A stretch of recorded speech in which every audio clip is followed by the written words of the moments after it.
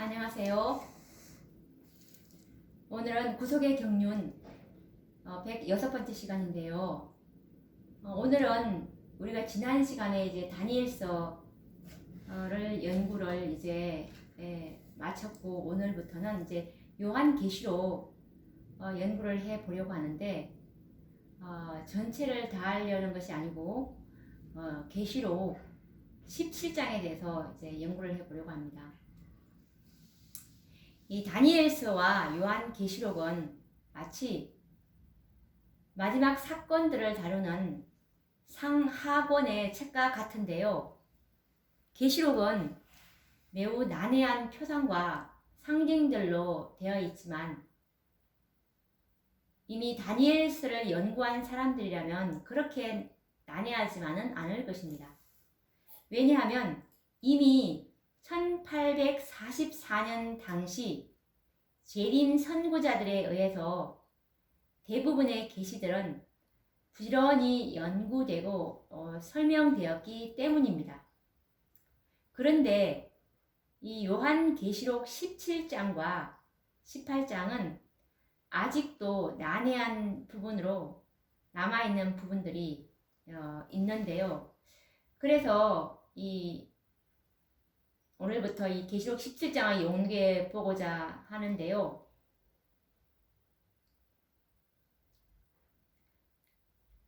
이 요한계시록은 22장으로 구성되어 있죠. 이미 재림 선구자들에 의해서 계시록의 중요한 말씀들은 거의 대부분 밝히 공개되었습니다. 그런데 이 요한계시록 17장과 18장의 주석들은 선구자들의 해석들이 전혀 조화롭지 못하고, 그리고 불분명하다는 사실을 깨달을 수가 있는데요.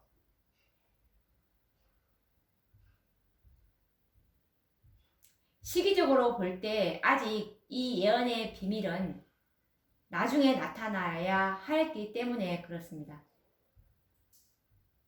또 이 난해한 주제들을 이해하기에는 진리와 이 마지막 예언의 빛이 정오의 태양빛처럼 밝은 것이 아닌 아직은 어둠의 시기에 있을 시기였기 때문이라고 생각이 드는데요. 왜냐하면 당시 이 재림 선구자들은 대언의 영, 곧 예언의 신이죠. 예언의 신의 증언들이 아직 완전하게 공개되지 않았기 때문에 성경만으로는 이 난해한 17장과 18장을 명확히 해석하기에는 무리가 있을 수밖에 없었을 것입니다. 하지만 대언의 영을 통해서 오늘날 이제 정오의 빛과 같이 밝은 빛을 허락하셨는데요. 오늘날에는 그 빛을 소유한 마지막 남은 무리들에 의해서 명확하게 해석되어야 하리라고 믿습니다. 요한계시록 17장은 계시록을 연구하는 대부분의 사람들이 예언을 연구하는 가운데 이 부분에 와서 큰 장애를 만나게 되는데요. 왜냐하면 매우 난해한 주제들이 계시록 17장에 기록되어 있기 때문이죠. 그러면 이제 주님의 재림이 임박한 이때에 더 이상 어떤 예언들이 숨겨져 있어야 할 필요가 있을까요? 반드시 당신의 백성들에게 공개되어서 하늘 가는 길을 비춰주는 등불이 되어야 한다고 믿습니다. 그래서 우리는 기도하는 마음으로 계시록 17장을 연구해 보고자 합니다. 하나님께서는 다니엘에게 지상에서 일어날 큰 전쟁의 역사를 계시하여 주셨습니다. 특히 다니엘 11장 40절에서 20세기와 21세기를 살아가는 우리들 세대에서 일어날 중요한 전쟁으로 그 역사를 보여주셨는데요. 새로운 남방왕과 이 북방왕의 그 등장과 그리고 그들 간의 대립과 갈등으로 인한 전쟁을 시작으로 다니엘 11장 45절에서는 여섯째 재앙 때 전개될 아마겟돈 전쟁까지 지상에서 전개될 파란만장한 전쟁의 역사를 보여주셨습니다. 그런데 계시록 17장에서는 북방왕이라는 이름을 직접적으로 언급하지는 않았지만 다니엘이 언급한 북방왕조의 7왕은 물론이고 더 나아가서 8째 왕을 동시에 언급하고 있습니다. 그러면서 7머리와 10뿔을 가진 짐승 그리고 7머리, 7산, 7왕과 8째 왕 등을 소개하면서 이들이 결국은 어린 양과 싸우려는 전쟁에 관한 계시를 보여주고 있습니다. 다니엘은 많은 계시를 보았지만 정작 자신은 예언의 대부분의 내용을 알지 못하였습니다. 그래서 다니엘 12장 8절에 있는 말씀처럼 내가 듣고도 깨닫지 못한지라 내가 가로되 내 주여 이 모든 일의 결국이 어떠하겠삼나이까 라고 질문을 하였지만 그가 들은 대답은 다니엘 12장 9절에서 10절 말씀처럼 그가 가로되 다니엘아 갈지어다 대저 이 말은 마지막 때까지 간수하고 봉함할 것임이니라. 많은 사람이 연단을 받아 스스로 정결케 하며 희게 할 것이나 악한 사람은 악을 행하리니 악한 자는 아무도 깨닫지 못하되 오직 지혜 있는 자는 깨달으리라 라는 응답밖에 듣지 못했죠. 다니엘과 작별을 구하신 주님께서는 여러 세기를 지나서 사랑하는 제자 이제 요한을 통해서 요한계시록 17장의 마지막이 될 전쟁의 역사를 보여주십니다. 다니엘에게는 봉함하라고 하셨던 계시들을 요한에게는 봉함하지 않으셨는데요. 그것은 이제 때가 가깝기 때문이라고 말씀하셨습니다. 요한계시록 1장 1절과 3절을 한번 보시겠습니다. 예수 그리스도의 계시라. 이는 하나님이 그에게 주사 반드시 속히 될 일을 그 종들에게 보이시려고 그 천사를 그 종 요한에게 보내어 지시하신 것이라. 때가 가까움이라. 라고 말씀을 하셨습니다. 다니엘서에서 나타난 이 모든 전쟁들은 이스라엘 백성들과 관련된 전쟁들이었음을 기술하고 있는데요. 그런데 이 요한계시록에서는 이스라엘이 아닌 하나님의 교회를 중심으로 해서 세상에서 일어날 영적, 육적 전쟁의 역사들을 계시하여 보여주셨습니다.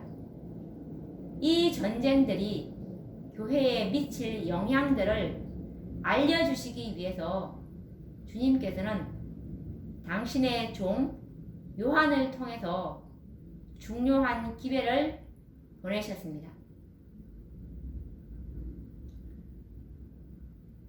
요한계시록 1장 10절에서 11절 말씀을 보시면 주의 날에 내가 성령에 감동하여 내 뒤에서 나는 나팔 소리 같은 큰 음성을 들으니 가로되 너 보는 것을 책에 써서 에베소, 서머나, 버가모, 두아디라, 사대, 빌라델비아, 라오디게아 7교회에 보내라 하시기로 라고 말씀을 하고 계십니다.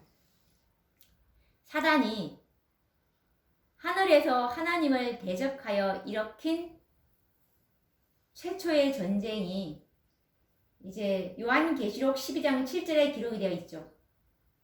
이제 이 지구에서 그 전쟁의 종막을 이제 보게 될 것인데요. 사단이 이 지상에서의 마지막 전쟁의 승리를 얻기 위해서 만반의 준비를 하고 있는 모습을 성경에는 이렇게 기록하고 있습니다. 계시록 12장 17절에 있는 말씀인데, 용이 여자에게 분노하여 돌아가서 그 여자의 남은 자손 곧 하나님의 계명을 지키며 예수의 증거를 가진 자들로 더불어 싸우려고 바다 모래 위에 섰더라 라고 말씀을 하고 계십니다. 이 용은 사단이라는 것을 다 아실 것입니다. 이 여자는 하나님의 교회죠. 용이 하나님의 이 교회랑 싸우려고 했지만 교회랑 싸우지 않을 것을 말씀하고 있습니다. 교회랑 싸우지 않고 그 여자의 남은 자손, 남은 자손과 이제 그 싸움을 준비하기 위해서 바다 모래 위에 섰더라라고 말씀을 하고 계시는데요. 왜냐하면 여자랑 싸우지 않는 이유가 여자는 이미 모든 여자들은 이미 더럽혀져 있다고 말씀을 하고 계시죠. 요한계시록 14장을 보시면 계시록 14장을 말씀을 한번 보도록 하겠습니다. 14장에 보시면 4절에 보시면 여자로 더불어 더럽히지 아니하고 정결이 있는 자라라고 말했습니다. 여기서 이 용이 싸울 대상은 하나님의 계명을 지키며 예수의 증거를 가진 자들, 이들이 바로 계시록 14장 12절에 하나님의 계명과 예수 믿음을 가진 자들인데요. 이들이 누구냐? 바로 계시록 14장에 시온산에서 어린 양과 함께 서 있는 14만 4천인들인 것입니다. 이 14만 4천인들과 싸우기 위해서 용이 마지막 전투를 준비하고 있는데요. 이 여자의 남은 자손의 특징은 말씀드린 것처럼 하나님의 계명과 예수의 증거를 가진 자들이라고 했고, 하나님의 계명은 다 익히 아시다시피 말씀 그대로 하나님의 계명을 지키는 자들입니다. 그리고 예수의 증거는 대언의 영, 예언의 신을 참으로 생애의 원칙으로 삼고 사단의 모든 기만을 다 간파하는 그런 자들로서 준비된 자들인 것입니다. 그래서 이 마지막 사단의 계략은 예언의 신을 무력하게 하는 것인데요. 정언의 말씀을 불확실하게 믿는 것이죠. 어떤 부분은 자기가 마음에 들면 받아들이고 자기의 견해와 조화되지 않고 이렇다면 받아들이지 않는 그런 부류는 결코 이 여자의 남은 자손에 결코 포함될 수가 없을 것입니다. 예언의 신에 있는 모든 말씀을 참으로 두려움과 떨림으로 받는 자들입니다. 왜냐하면 예수 그리스도의 계시이기 때문에 그렇습니다. 하나님의 모든 말씀을 우리는 먹어야 될 사람들이기 때문에 그래서 정말 이 예언의 신에 대한 철저한 확고한 신뢰를 가진 자들이라는 것을 우리가 또 알 수가 있죠. 그래서 이제 이 계시록 17장에 언급된 이제 붉은 짐승과 음녀의 비밀과 이 지상에서 일어날 마지막 전쟁에 대해서 이제 연구를 해보려고 합니다.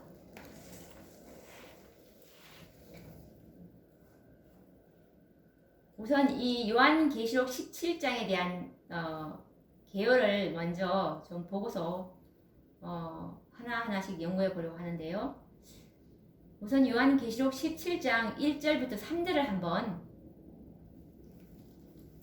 읽어보도록 하겠습니다. 또 일곱 대접을 가진 일곱 천사 중 하나가 와서 내게 말하여 가로되 이리 오라. 많은 물 위에 앉은 큰 엄녀에 받을 심판을 내게 보이리라. 땅의 임금들도 그로 더불어 음행하였고 땅에 거하는 자들도 그 음행의 포도주에 취하였다 하고 곧 성령으로 나를 데리고 광야로 가니라.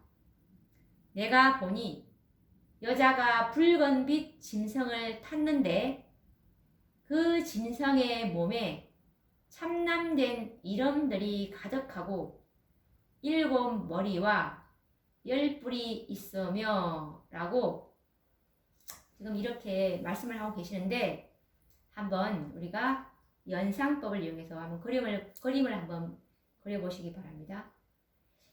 우선 일곱 대접을 가진 일곱 천사 중 하나가 와서 이제 요한에게 말을 합니다. 어떻게 말하냐면 이리 와라.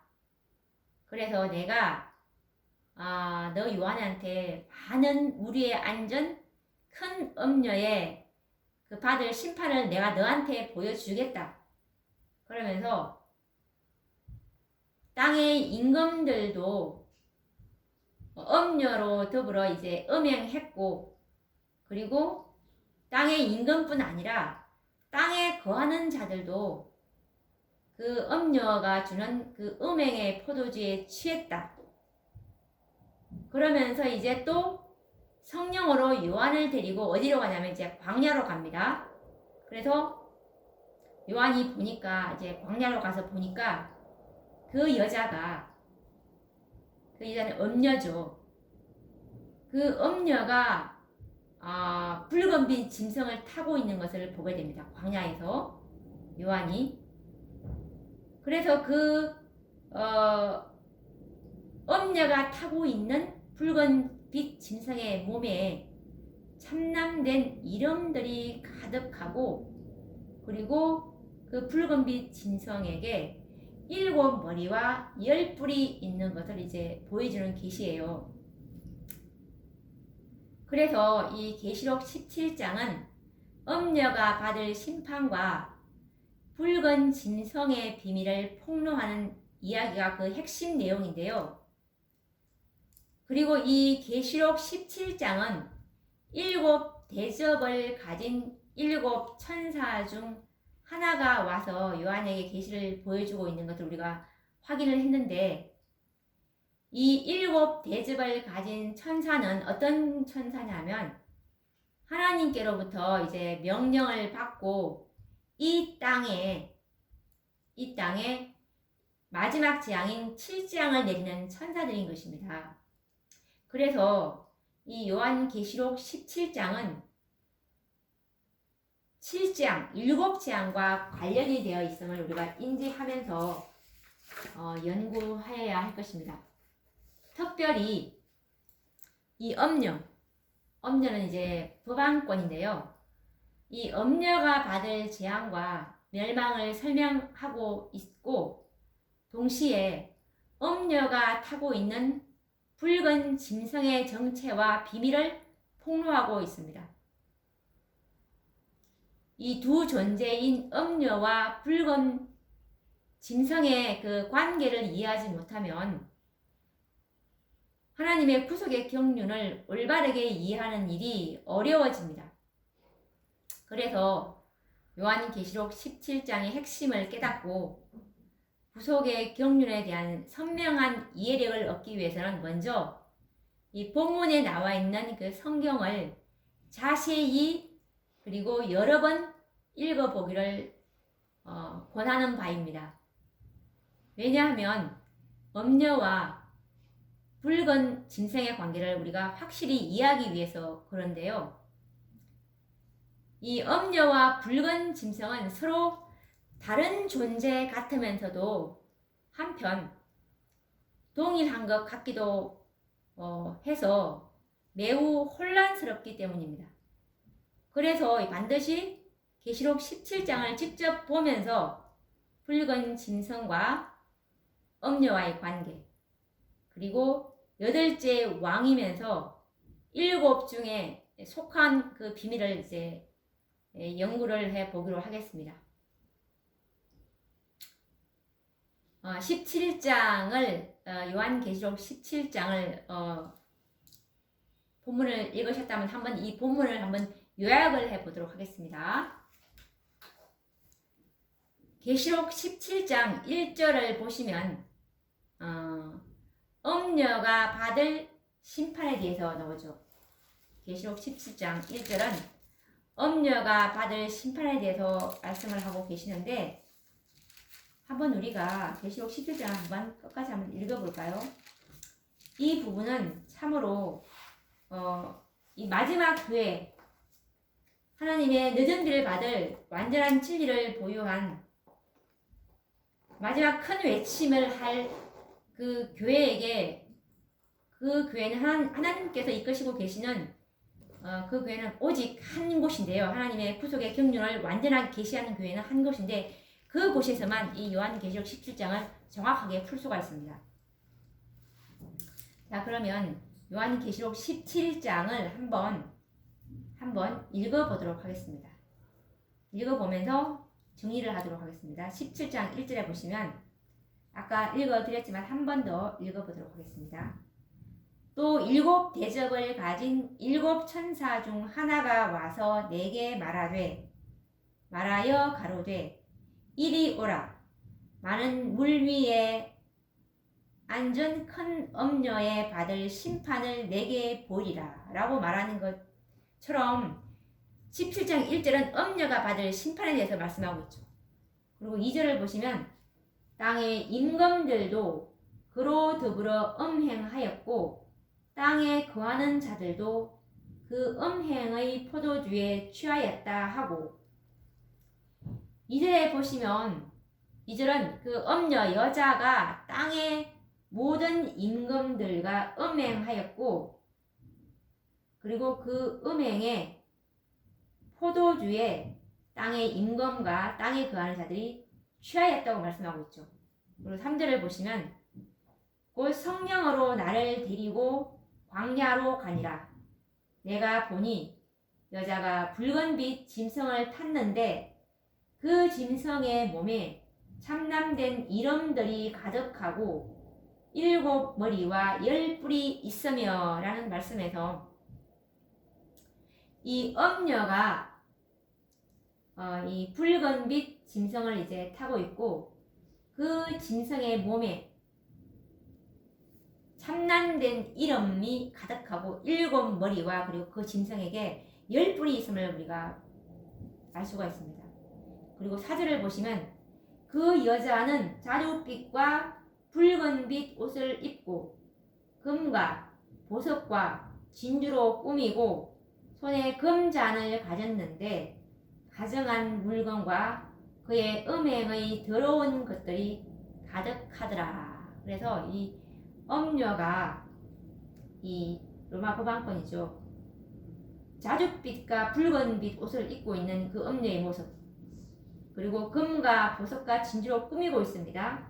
손에 금잔도 들고 있어요.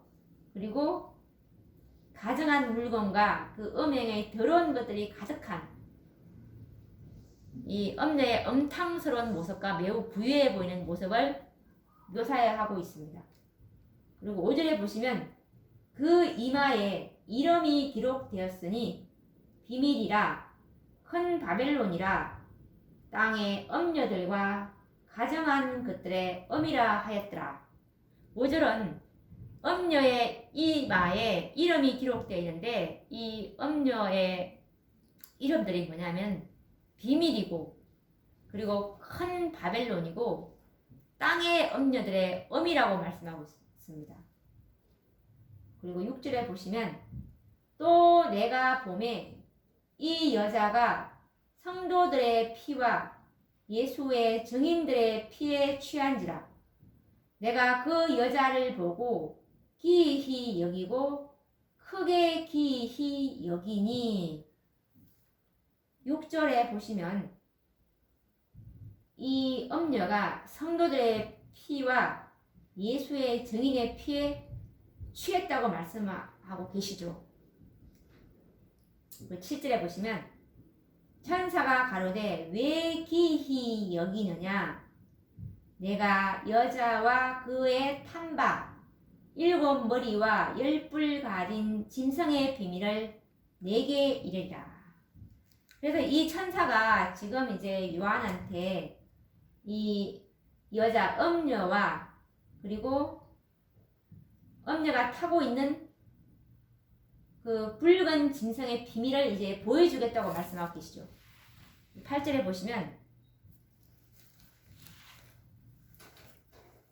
내가 본 짐승은 전에 있었다가 시방 없어나 장차 무적행으로부터 올라와 멸망으로 들어갈 자니 땅에 거하는 자들로서 창세 이후로 생명책에 농명되지 못한 자들이 이전에 있었다가 시방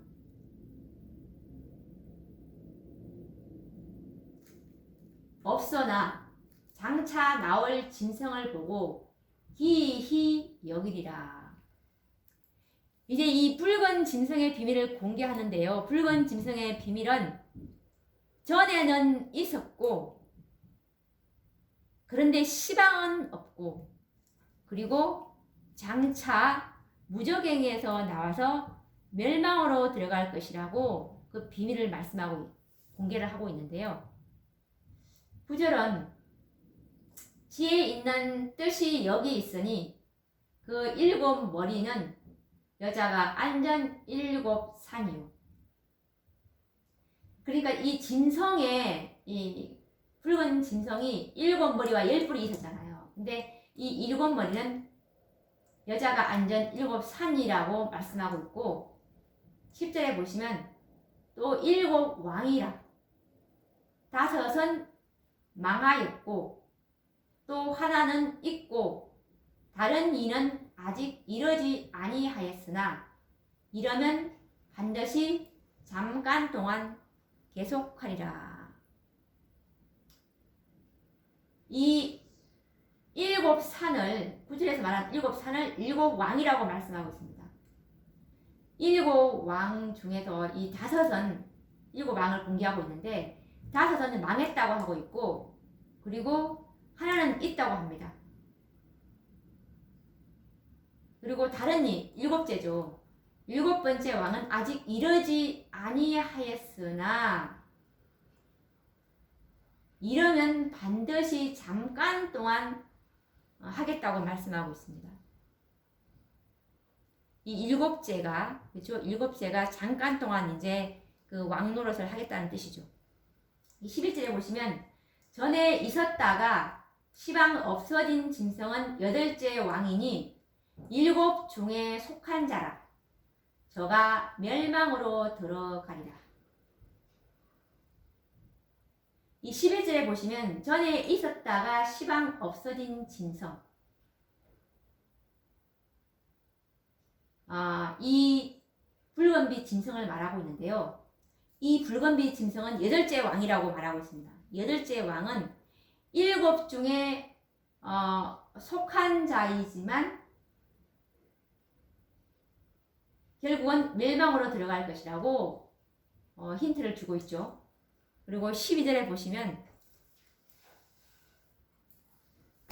내가 보던 10뿔은 10왕이니 아직 나라를 얻지 못하였으나 다만 짐승으로 더불어 임금처럼 권세를 일시 동안 받으리라 라고 말씀하고 있습니다.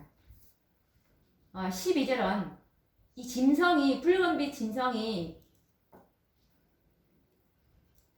7머리와 10뿔이라고 그랬는데 이 10뿔은 10왕이라고 지금 그 비밀을 공개하고 있고, 그런데 아직 이 10뿔은 10왕이 아직 나라를 얻지 못했지만 나중에 이 붉은빛 짐승과 함께 임금처럼 권세를 일시 동안 받을 것이라고 예언을 하고 있습니다. 그리고 13절에 보시면 저희가 한 뜻을 가지고 자기의 능력과 권세를 짐승에게 주더라. 이 저희는 10뿔입니다. 10뿔이 이제 한 뜻을 가지고 그 능력과 권세를 붉은 짐승에게 줄 것이라고 말씀하고 있죠. 그리고 14절에 보시면 저희가 어린 양으로 더불어 싸우려니와 어린 양은 만주의 주시요 만왕의 왕이시므로 저희를 이기실 터이요 또 그와 함께 있는 자들 곧 부르심을 입고 빼내심을 얻고 진실한 자들은 이기리로다 라고 말씀하고 있습니다. 14절은 이 열왕과 붉은 짐승이 합해서 그들의 힘을 합해서 이제 어린 양과 싸울 것을 예언하고 있고, 그런데 어린 양이 이제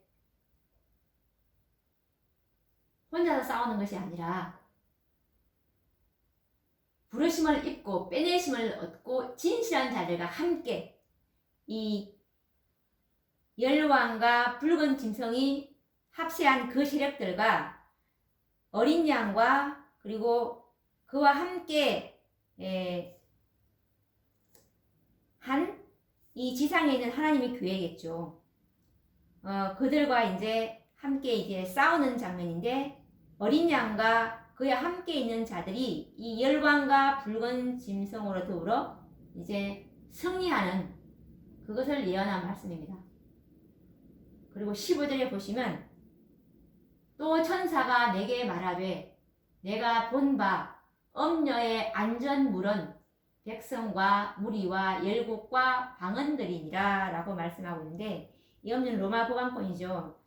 이 로마 법왕권이 이 많은 백성과 무리와 열국과 이 방언들의 지지를 받고 있다는 엄녀의 지지를 받고 있는 그 지지자들이 백성, 무리, 열국, 방언들이라고 말씀하고 있습니다. 근데 16절에 보시면 내가 본 바 이 열뿔과 짐승이 엄녀를 미워하여 망하게 하고 벌거벗게 하고 그 살을 먹고 불로 아주 사르리라 라고 예언을 하고 있습니다. 그래서 이 열뿔과 붉은 짐승이 엄녀를 미워해서 이제 멸망시키는 장면이죠. 이 엄녀가 결국은 멸망으로 들어가는 장면입니다. 많은 무리와 열국과 백성들의 지지를 받고 있던 이 엄녀가 결국은 열뿔과 붉은 짐승으로 인해서 이제 멸망을 당하는 그런 장면입니다. 17절은 17절에 보시면 하나님이 자기 뜻대로 할 마음을 저희에게 주사 한 뜻을 이루게 하시고 저희 나라를 그 짐승에게 주게 하시되 하나님 말씀이 응하기까지 하심이니라. 그래서 17절은 하나님이 이 저희는 열왕입니다. 열왕을 통해서 이제 한 뜻을 이루게 하시고 저희 나라를 붉은 짐승에게 주게 해서 하나님 말씀이 응하기까지 이제 짐승이 권세를 가지도록 해 주십니다. 그리고 마지막 18절에 보시면 또 내가 본 바 여자는 땅의 임금들을 다스리는 큰 성이라 하더라. 그래서 엄녀는 땅의 임금, 열왕이죠. 열왕들을 다스리는 큰 성이라고 말씀을 하고 계십니다. 우리가 지금 본문을 지금 다 읽어보면서 본문을 요약해 보았는데요. 그래서 요한계시록 17장 본문에서는 세 존재가 언급되어 있죠. 엄녀, 붉은 짐승, 열왕, 이 세 존재가 언급되어 있음을 보게 되는데, 우리는 먼저 이 세 존재가 무엇인지 아는 것이 아주 중요합니다. 그래서 우선 이 세 존재들을 이제 다음 시간에 이제 확인을 해 보도록 하겠습니다. 이 요한계시록 17장을 이해하시게 되면은 하나님의 구속의 경륜이 참으로 명확하게 이해가 되실 것입니다. 그럼 다음 시간에 이제 이 요한계시록의 17장의 세 주역들에 관해서 연구를 해 보도록 하겠습니다. 그러면 다음 시간에 뵙도록 하겠습니다. 감사합니다.